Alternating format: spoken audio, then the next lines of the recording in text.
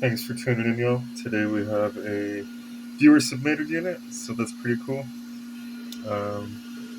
Attempts were made, they were not successful. Let's see if we could do some salvage work here and save the day. I want to turn down your audio.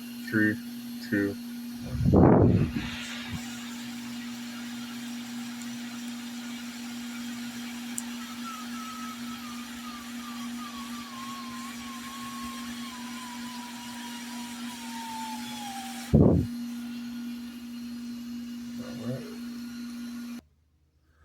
Alright, so this is the area of concern.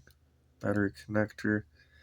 So you can see we have a torn pad in the middle here. So we're going to have to work some magic on trying to restore that connection, because that whole pad's gone. I don't see any kind of nothing to attach to, basically. So that means it goes through the board and attaches to something on the other side. But I have an idea. I have a trick I'm going to try. So anyhow, let's clean all this up.